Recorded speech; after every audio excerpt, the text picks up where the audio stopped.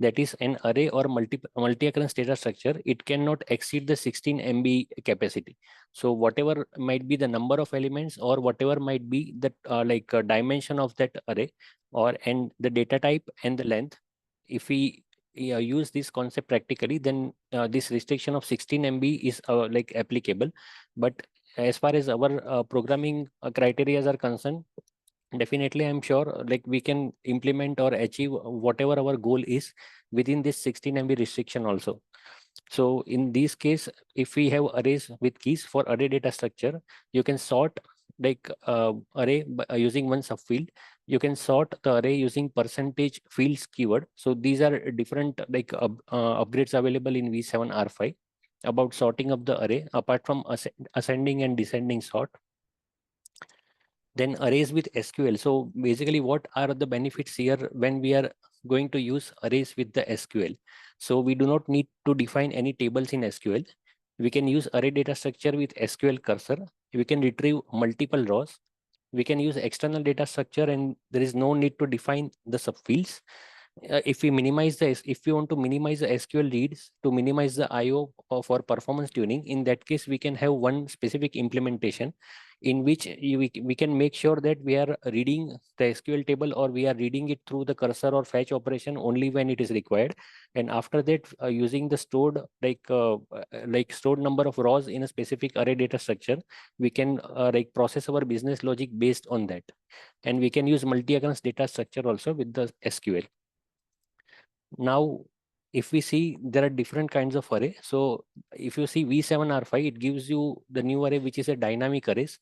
So dynamic arrays is basically like in a simple scenario, if I'm writing an array and like someone is asking me a question, like I want my array to behave in such a way that it can grow also in the dimension and it can shrink also in a dimension. So it's like a dynamic behavior. So if we are going to implement this dynamic array in RPGLE IBMi, an automatic star auto array will automatically grow as needed. So that is the reason IBM has provided star auto functionality. The use of star next as an index for array defined with the dimension star auto. This you will be able to see in the practical scenario which we are going to cover later on. Auto can be used for compile time and runtime array also. And the dimension of varying array like dim star auto, it increases when there is an assignment statement to an element that is greater than current number of elements. Similar way, there is another type which is having a variable star var. So this kind of array which is defined with star var, it can grow in a size and it can shrink also as per the requirement of the business. And the dimension of varying array can be changed using the percentage element built-in function. So these two new add-on features will help us to have a flexible control over the arrays which we are going to define in RPGLE. Then V7R5 updates related to array. So we have different functions here, like for example, percentage list. Then we have for each loop and split function. We have percentage minimum array and percentage maximum array. And we have enhanced select when. So here we can make use of different expressions in the select when statement also. So this is related to V7R5. Same way for V7R5 new features, if we are going to use percentage list, there are few rules and restrictions which are available.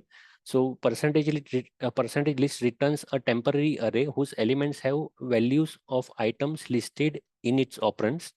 Percentage list can be used in calculation expressions where an array can be used except sort array, percentage element, percentage lookup, and percentage subarray. And the rules are an operand cannot be an array or a data structure. The operand must also have the same computable type. There must be at least one operand, and there is no practical limit to the number of operands. There is another function which is percentage concat array. It concatenates the elements of an array with the common separator. So we're going to see this in the example. Then we have for each loop. So for each operation begins a group of operations to process the items in array, subarray, or percentage list. The first operand of for each is a variable. It cannot be array. The second operand of for each loop can be array or percentage list or percentage split or percentage subarray. and it must have the same data type that is compatible with the first operand. So these rules will apply when we are going to see the real-time scenario in the source code. And if first operand of for each is a data structure, the second operand must be related to first operand by like EDS keyword. Now, if we go to the sources here, this section, you are able to see my screen, right? The IBMi screen. Yes, we do. Okay, so we have first example here. So here I have one file which is a sales data, and this file I have defined it for few fields. So if I show here in the example, let's say this one, I am having few columns here defined in the sales data. So this is like it is having the first like salesman number. Then I'm having these amounts. These are basically the received amounts. If I do a page down here, then I am having similarly goal amounts, and these are like monthly amounts starting from January, February, it goes till December. So these are the columns available, in key column being the salesman number in this table. So if we go here in the source section, so what I have done here, I have defined here one data structure which is directly overlaid here. So if you see here declare DS, in this I have given the name as W underscore R. This is one which I'm going to refer. And then we have S1RC01. So this is directly the column name. So if we see S1RC01, here also we can see S1RC01. Similarly, 2, 3, 4, it goes like this. So I'm having total of 12. For each month, I'm having one amount. So it is like total 12 amounts. Same data type, I'm having peg 9, 2. W underscore R is for the received. I'm having the like because we need to provide here the base element or the base like subfield, which is S1RC01. It starts from the position 1 and the total dimension is 12. So there are total 12 number of elements here. So these kind of a data structure which is directly overlaid over this file. So I can simply say once I read the file, automatically all these like subfields will be populated, and I can easily access them using this W underscore R. So it is sort of a array data structure. If I do page down, similarly I would define goal amount, and I can have these subfields, and I'm having W underscore G for the notation.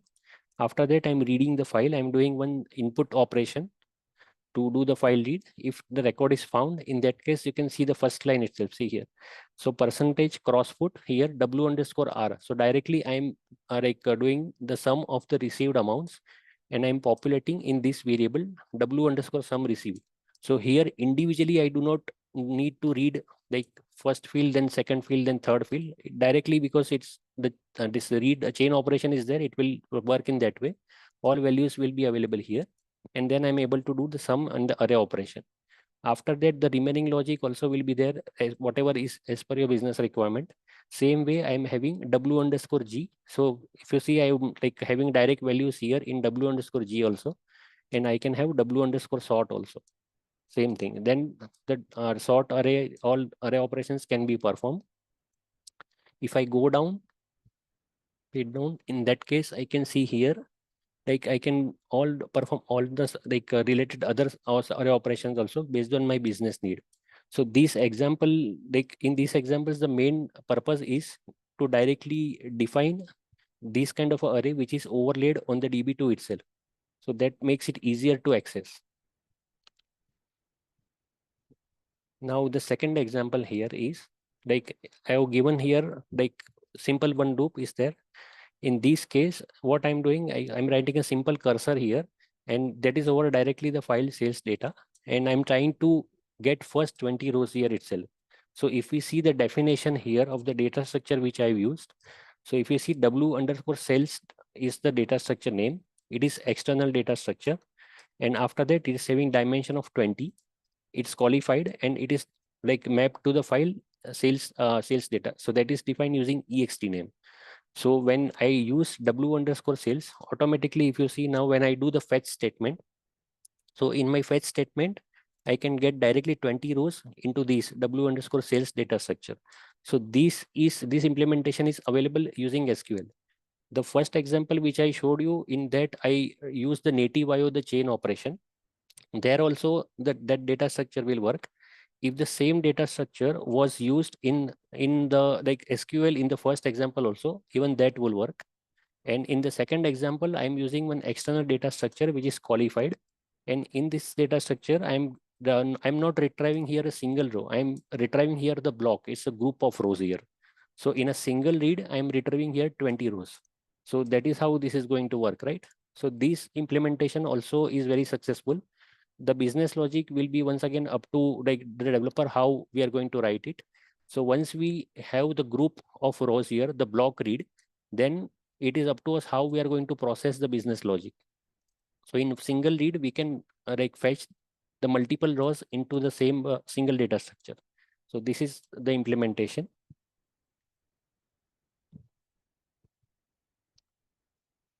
The third example here, so this is basically to minimize the read. Same way, I'm having here a W underscore sales qualified data structure. Now there is a slight variation. If you see here, these all columns are there, which are starting from January, let's say first month to the December, like total 12. We have total elements which is 30,000. I would define it with the maximum capacity of 30,000, and I'm having one salesman number also the field here. One more field is there. So if I go down, here I'm using one SQL statement, and if you see here, it's a simple select statement in which I'm like retrieving the salesman number and all other 12 received amounts from the database. It is sales data table. After that, I'm opening a cursor, fetching it, and fetch statement is using 30,000 rows here. So if you see here, fetch the cursor is for 30,000 rows directly into this data structure, W underscore sales. So by definition, if I see here, W underscore sales is exactly in the same way, but this is not directly overhead. The difference here, only difference here, that this is like individual separate data structure. It's not like mapped directly over the DB2, but still we can easily retrieve the fields using this, like we are with by mentioning here individual fields, and we can retrieve it. Now here, when I'm retrieving the block operation, I am like retrieving the number of rows, and in this case, I am retrieving 30,000 rows into this data structure. So in a single read, I will be able to get 30,000 records for all these subfields or columns which I have mentioned. If I do page down from here, so in this case, then after that, I have written one simple loop. So in this case, what I'm doing, whatever is the block operation performed, I have stored the number of rows in this data structure, and I will process these data like number of rows one by one. So if I say max element here, this max element I have assigned the default value as 30,000. So it will now, after reading the like huge number of rows into this data structure, it will start processing it like 1, 2, 3. It will like start processing each row separately, and it will start from 1 and it will go to the 30,000. After that, it's going to perform my business logic, whatever I'm writing it here for each separate row. And then we have read next cells here, that this subroutine. So if I go down, same way, so this has a logic here. So if I say like reset index to 1 for next fetch, so here I'm like checking whether like do I like already I've reached the end of 30,000 or not. If already I've reached till the end, so in that case I'm going inside this and I'm searching what is the last, like whatever is the last one. So let's say if the maximum capacity is reached to 30,000 by incrementing this index individually. In this case, I am searching for the last element, which will be non-zero using this percentage lookup. And after that, I'm like subtracting it 1. So this is basically my logic, which is simple logic, but it is effective, and it will like make sure we are not missing any specific record, or we are not duplicating any specific record, any specific row here. And the goal here is very simple, because normally in a scenario, if it is not very if it is a very read critical application, then definitely we do not want to like operate the cursor in such a way that we are like reading the cursor line by line or row by row. So to avoid that kind of a scenario, if let's say for example I'm having 1 lakh records, so 1 lakh records, if I go by this design, so 30,000 plus 30,000 plus 30,000, and the last will be 10,000. So by just having the 4 SQL reads, I will be able to process all 1 lakh records in by this approach. So that is the goal of the operation. So this cursor is written for read critical application. After that, I'm having the next one here. So this example is related to one like multi-dimensional array approach. So I have taken here the simple variables, that is I, j, and k. These are standalone variables, numeric ones. Then I have taken here one data structure which is defined with the template keyword. This is only for a definition. Then the name is q and one subfield w underscore q, which is of dimension 10 and character 7. So if we see, if we get a real-time scenario in which, let's say we have one warehouse is having around like 10 boxes, and like each box is having around 10 SKUs. So something like that. So one warehouse, then we have boxes, and then we have SKUs. So in that case, it gives the impression that it's a three-dimensional. So if I go by this approach, if I do a page down here, in the same next data structure, I'm having a warehouse, which is also of dimension 10 is qualified. I'm having main data structure as warehouse. Then we have w underscore box. Inside that, there is another data structure, which is like ds defined as q. So this is q here, which is defined using template. We have w underscore box, which is also defined like skew. So this is also of 10 elements. So now if we see, we have achieved our goal as far as the definition is concerned. After that, we are going to see how we are going to use it. So if we see here, the first for loop here for the standalone variable or index in simple terms, I'm incrementing from 1 to 10 by increment of 1. So it is 1 by 1 to 10. Then there is a j, the second loop, inner loop, and then there is a third loop, which is k.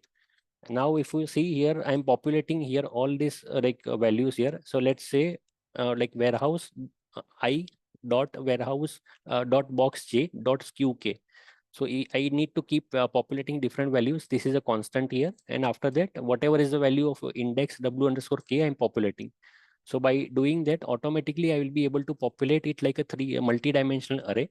So let's say I'm having element 1.1.5.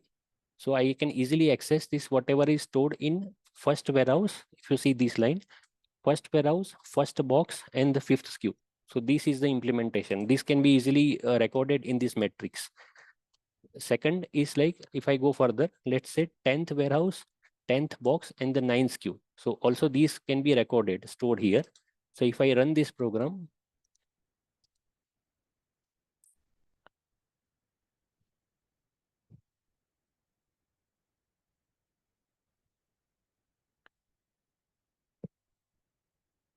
here we are able to see it is 1.1.5 is a SKU 5 because I populated value 5 there. And if it is 10.10.9, that is 10th warehouse, 10th box, and the 9th SKU in that, it is a SKU 9. If I go further, so this is the implementation, and I can easily achieve here different practical scenarios where which resembles actually like a multi-dimensional array there. For example, if I want to print different reports, I can easily achieve it normally, which is bit difficult if you are going by the traditional approach. After that, there is another implementation here, and this is related to the pointer based array. So if we see here, I would define here first pointer, which is and initialize it to the star null.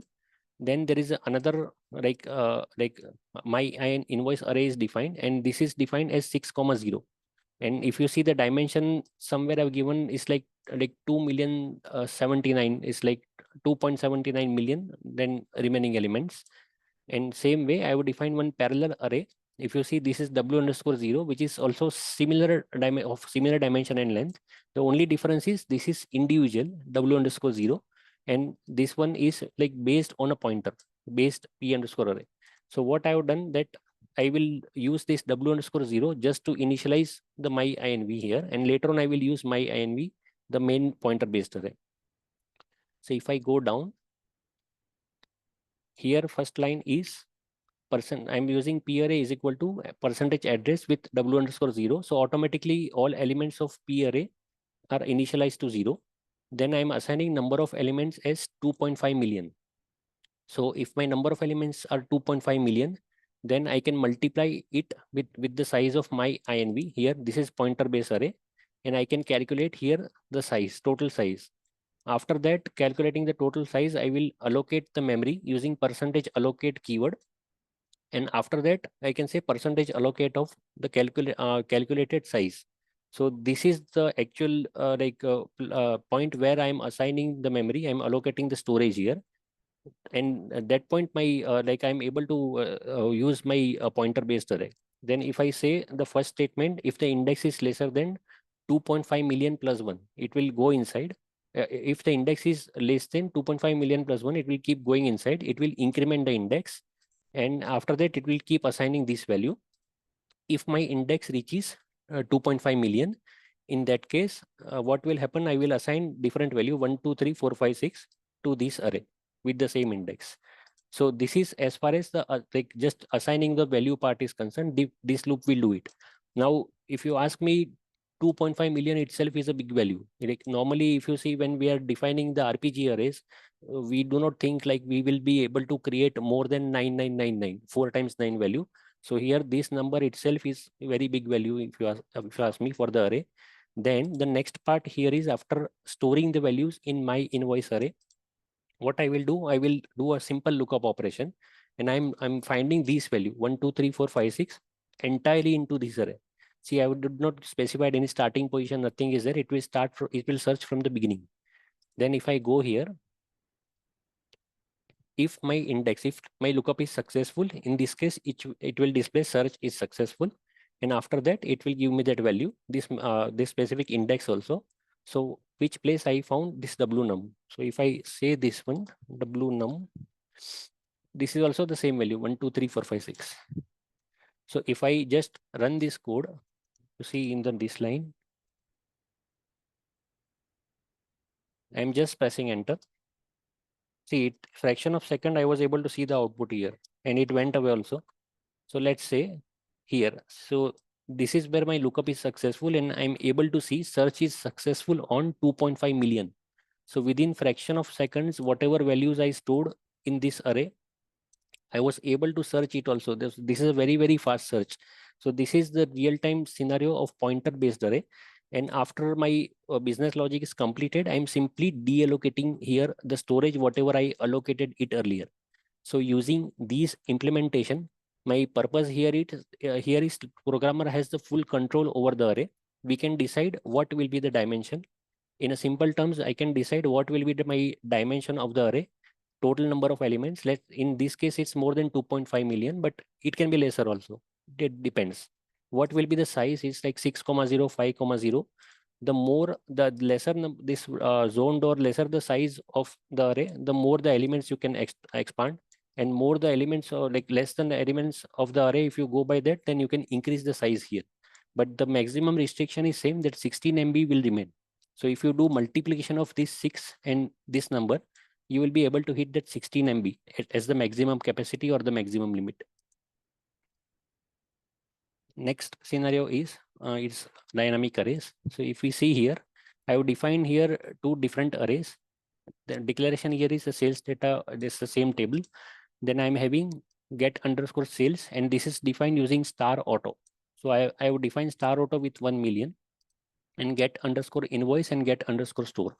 So if you see this star auto, I would define it here with 101 number of elements, and star where I also defined with 101. So definition wise, if you see, this is 6,0, the first one, the second one is 2,0. And here we have a difference of star auto and star where both are initialized to 0. So here if I go down, what I'm doing, I'm using percentage element, and I'm assigning here 0 to get underscore nv. And second statement, I'm using percentage element get underscore store. I'm assigning it value of 90. So 90 is obviously lesser than 101.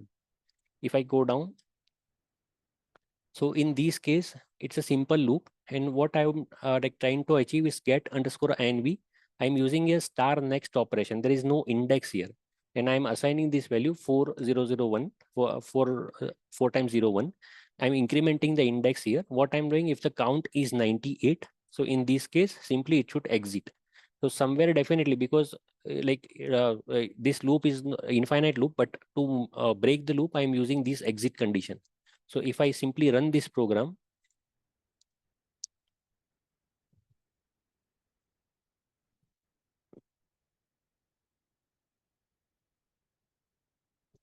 we can easily see the exit element is 98. We are able to see it here.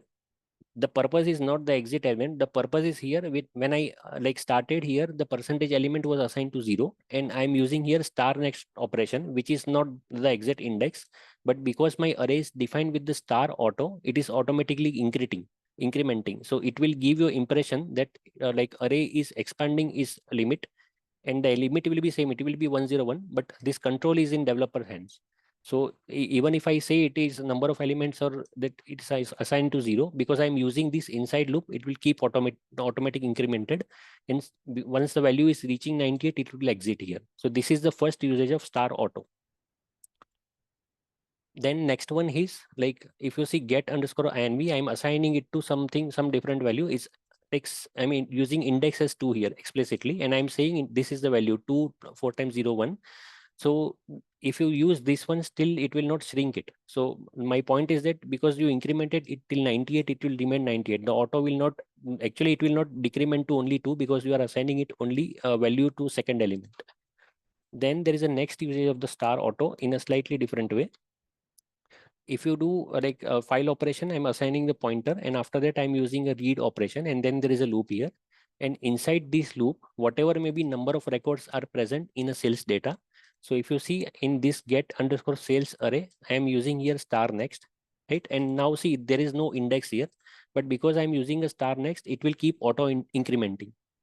And the maximum limit applies what I have defined here on the above like declaration section. And it will keep reading the value from this table, it will keep storing in this array. So here I don't need to increment it explicitly. Then we have the next usage is star where. So we have percentage element get underscore store, and I'm assigning this to 101 explicitly. Then the count value is 90 here. Once again, I'm going inside this one. So what I'm writing here, let's say I'm starting it from 90, like this one. So because this is my index now, w underscore count.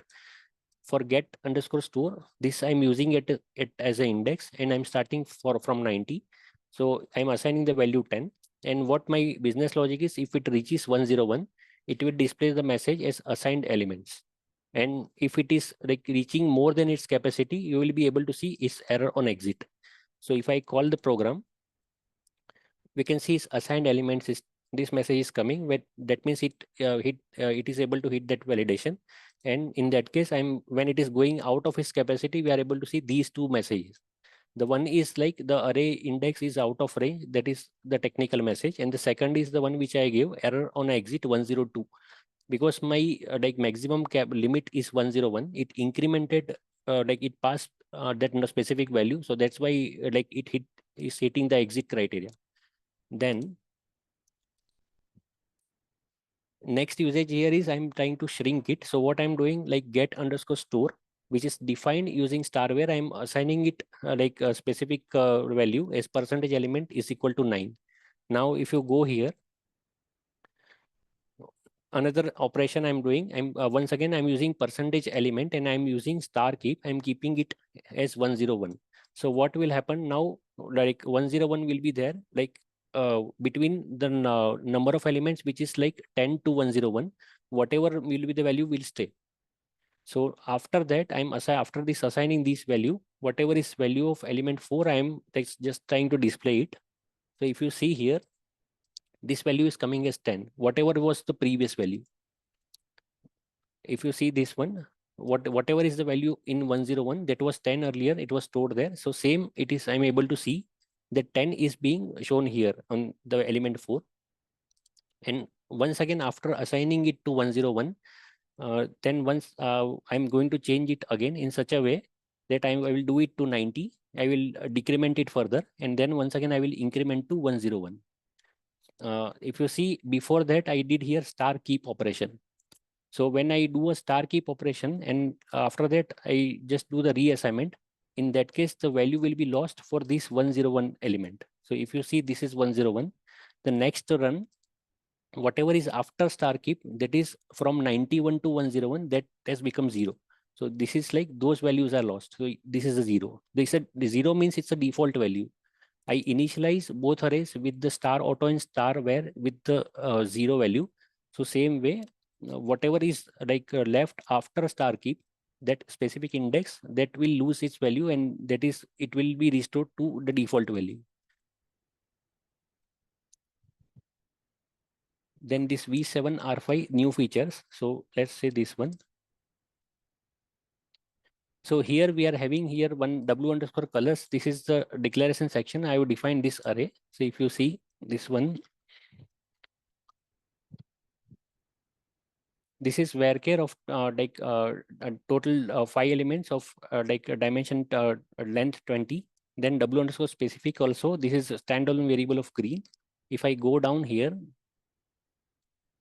this is the example of for each loop. So if a percentage list, I'm allocating the value to W underscore colors. If blue, I'm searching this specific value blue in this percentage list, and this value can be anywhere present. If you see 1, 2, 3, 4, 5. So if it is found, it will display the message that blue is found. So the rule here is whatever is the data type here, this data type should be same with this data type on the right side. If I run this program,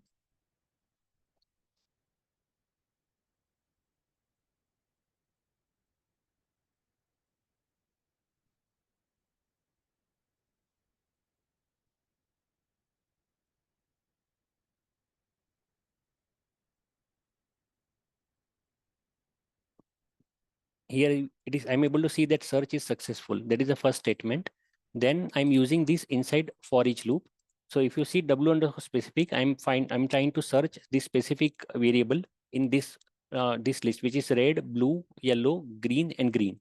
So what will happen? It is going to display, or it's going to display each one of these values by the same sequence. So if you see here, I will be able to see red, blue, yellow, green, green. Same, I'm able to see it. So this is first basic example of for each loop.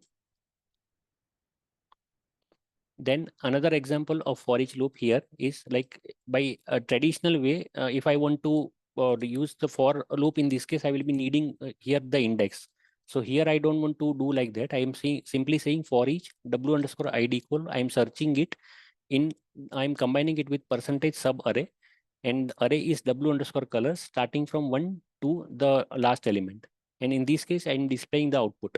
So W underscore colors in this case it will show me the value of this W underscore ID code. If you see here, this is uh, red, blue, yellow, green, and orange. These are the values which are going to get displayed. So this is the output of these for each loop. And here there is no use of any indexing here. This is a traditional approach. After that, I'm clearing the array W underscore colors. Then the split function is there. So what I'm doing, I'm trying to use the split values, and I'm assigning W underscore colors variable with red, blue, and yellow. So if you see this asterisk, this works as a split operator here. And I'm specifying the split operator here. So if I see now, I'm displaying the third element here for W underscore colors. So third element will be yellow here. This one, this is the output. This is the third element here, is like that. Here the number of this asterisk also will not be a concern, because I specified asterisk itself is a separator. After that, I'm having another array, and I'm assigning this split with the value record here. So if I see record, what exactly it is, the record is having these two values, is varchar, which is having value initialization value ABC foods. We have pipe here in the data, and we have numeric amount to the right. So if I go here, like I am having here percentage split, which is having the pipe operator, which is a separator. And after that, I'm trying to split the whatever is the text on the left side and amount on the right side. So I'm able to do it using this data structure, invoice.name and invoice.amount, and I'm displaying it here. So output of this is this one. This is invoice.name, and the second is amount, in which the decimal is obviously removed because I'm using here as a character. After that, we have concat percentage concat operator. So I'm specifying here the concat comma and blank to do a concatenation of these four values. And I'm displaying the string. So in this case, I'm able to see Alabama, comma space, Alaska, then same comma space here, Arizona and California. This is the new operator, percentage concat. After that, I'm clearing the string, and these four values are like available for me. Array 1, 2, 3, 4. I'm assigning it, and after that I'm using percentage concat array. and I'm using a comma operator for concatenation. And if I display the string, in this case, I will be able to see these 4 values are separated by comma.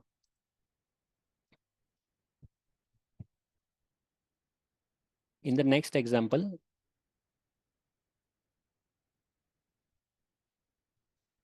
yeah, I have defined here like different values in this data structure, which is having the name and this ID. Name is alphabetic and ID is a numeric. After that, I'm using here percentage max array, and I'm doing here the sorting here and then percentage min array, and I'm displaying the output. So if I simply call this program,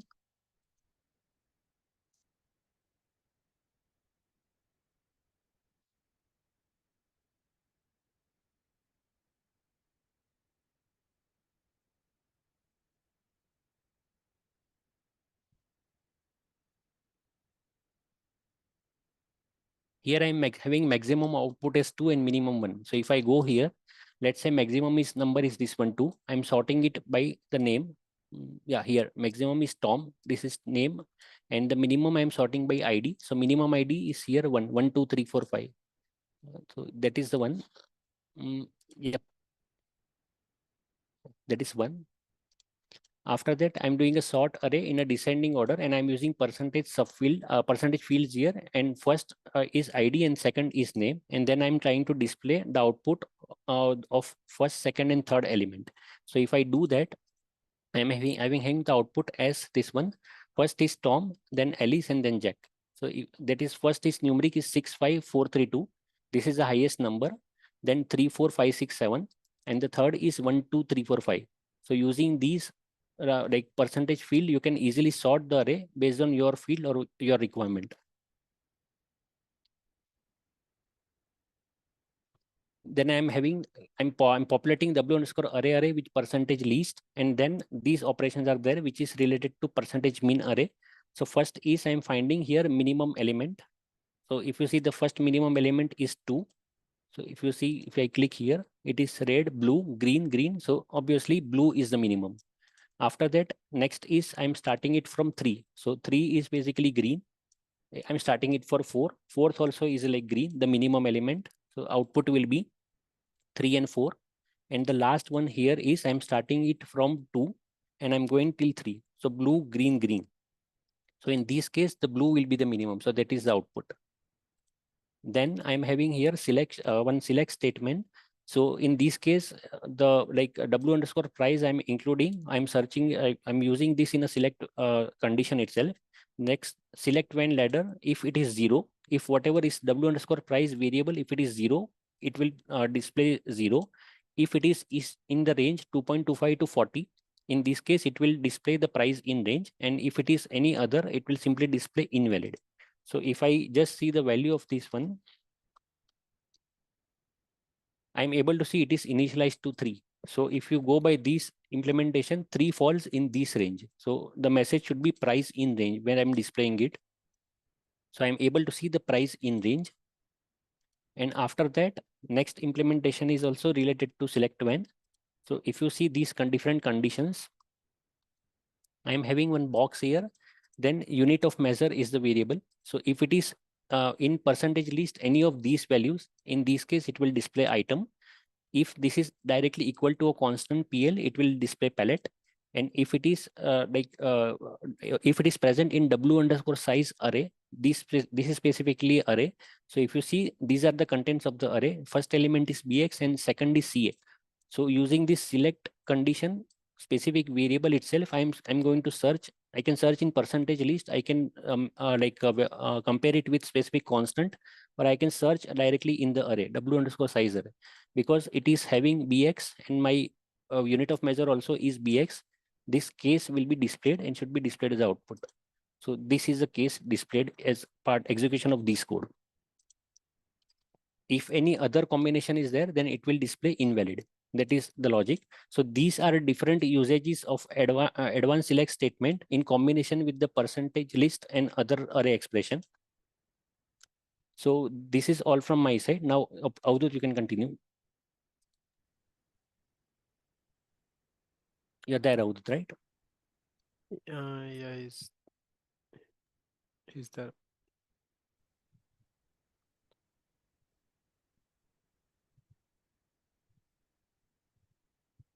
So I'll be discussing the data structure part in this session.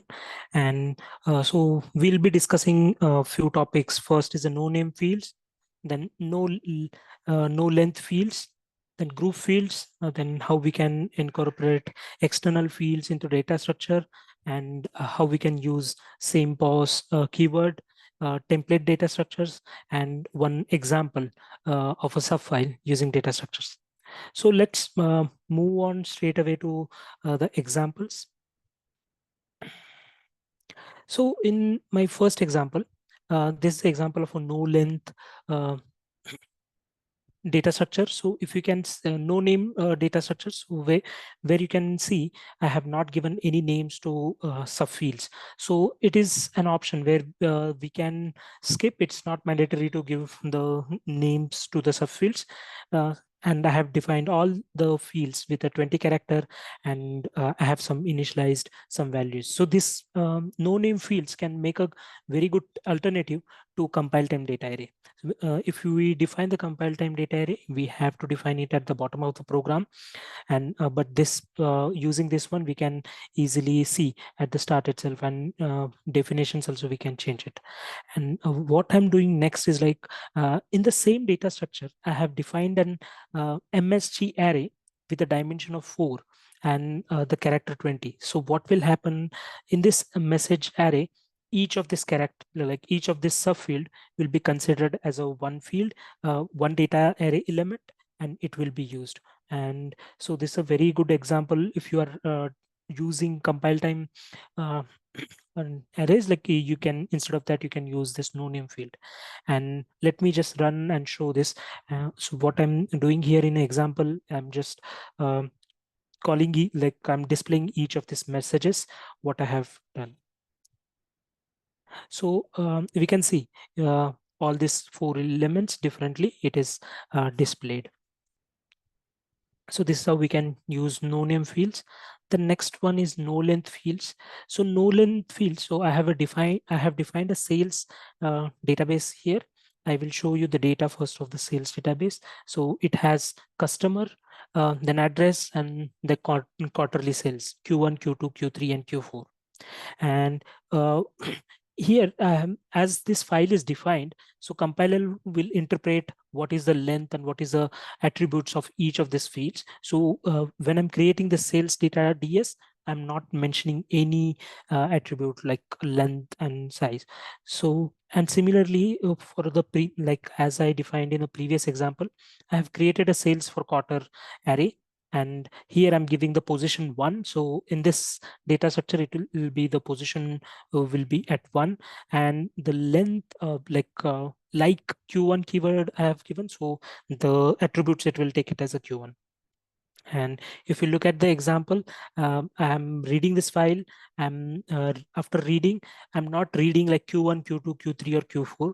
I'm just displaying as a sales for quarter and the element number 1 to 4. And let's see how this works. So we can see like it displays the customer ID, address, and all the sales values what we have for the fields. So this is the um, no length data structure. Then we can group in the fields of the data structure.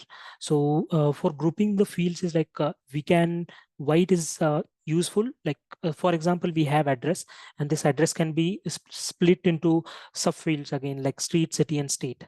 And now the quarter data what we have, I'm changing it to q1, q2, q3, and q4. And this is another table which I would show you the data. So here we have the, instead of another table where we had address, I'm storing it differently as street, city, and state, and all the quarterly sales values we have. So I'm grouping this 3 fields into one subfield as address. So I can use this as a uh, individual subfield as address, and similar this quarter data, this I can use it as a quarter. So I have used a overlay function over here, the overlay keyword. So this will kind of attach or like append all the data to this subfield, address subfield, same for the quarter data. And if you look at the example, so what I'm doing, I'm reading here, and I'm displaying the customer, then the address, then all the values Q1, Q2, Q3, Q4, and the sales for quarter, what we have. So I'm just doing the total of that, and the total sum using Xfoot, I'm running it. So how this program looks after running it. So we can see it displayed the customer ID, and after that we can see this three fields from the file are combined into a single field because we have we have grouped them, and we can see the total sales for the Xfoot operation also is it's coming here. So the next example would be like using the external fields in a data structure. So this example, like a similar example, Jagdish already informed, but I want to add some points to that. So as we have seen, the sales file has more information, the ad, customer ID and address, but I'm not going to use all of those. So I want to use only the sales data, for example, sales for quarter. And if I do a display FFD operation on this, so I want to see how many, what is the data fields and how it is using. So I can see we have customer ID, then address, and this quarterly data. So we can see here the buffer positions for the Q1, it is 54. So what I have to give is here, the position I have to mention as a 54 in here. So what it will do, like from starting from the 54th position, it will like Q1, it will take the dimension is 4. So next 4 fields, it will take it and it will read it as a 4 different fields and combine it into a single array. And similarly, I'm reading this data, and yeah, these two fields are like we are reading from the file itself, and this we have created using the position keyword.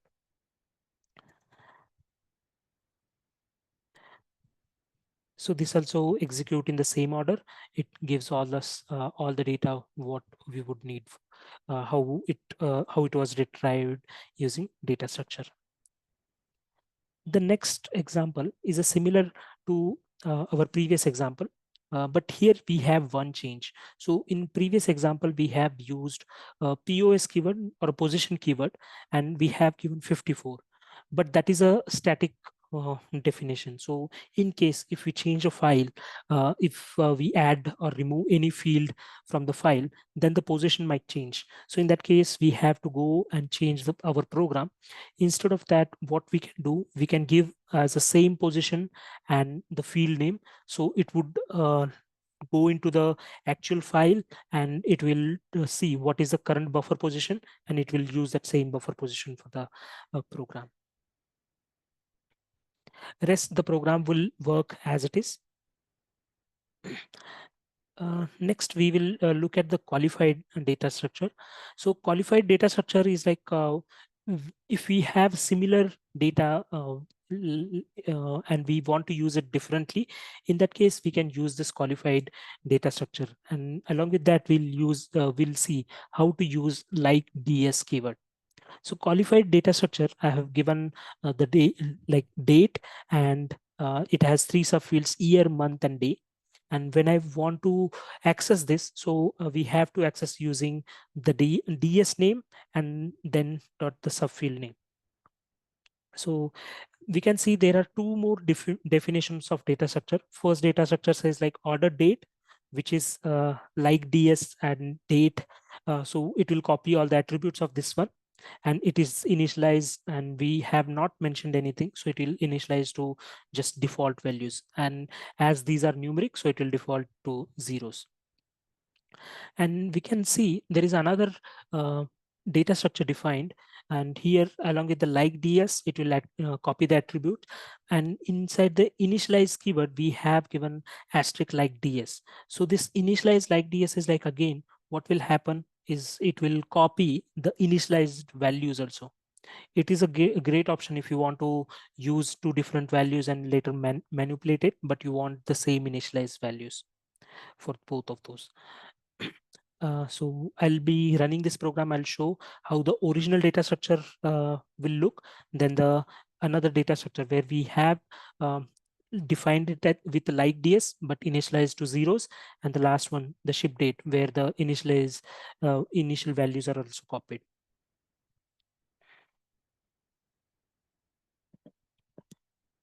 So we can look at the first one where it was initialized at the definition. The year is 24, month is 5, and day is 2. So similarly, the second one, we did not give the actual initialization, so it initialized to 0. And the last one, it took the original data structures values.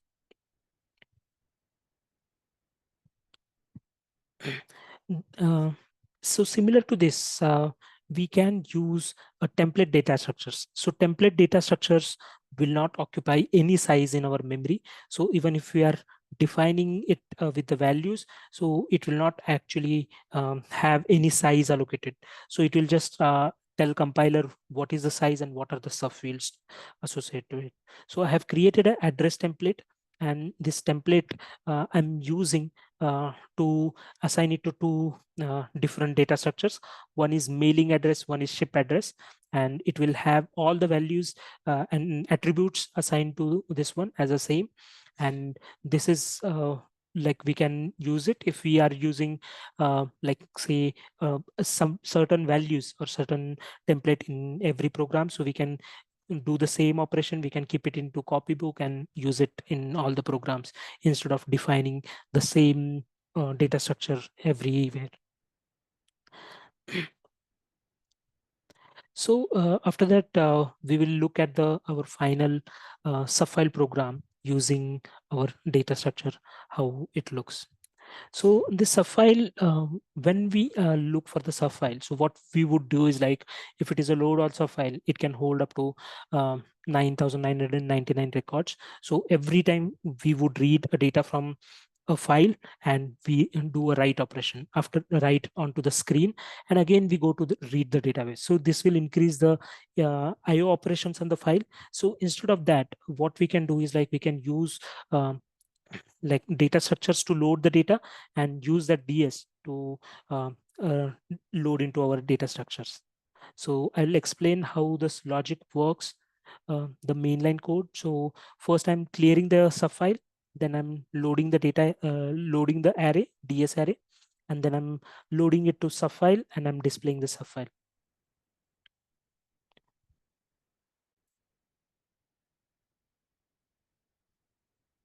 So I'm clearing the subfile by setting the RRN 0 and clear indicator on and writing it.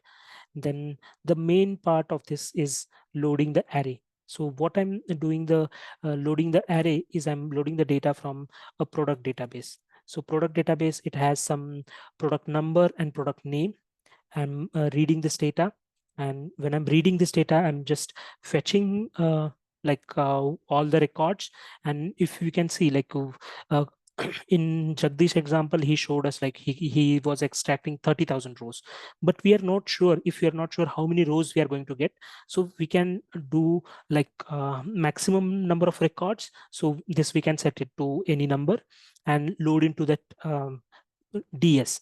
And after that, we can execute one command which says like execute SQL get diagnostics and work variable count and equals row count. So this exact how many number of rows were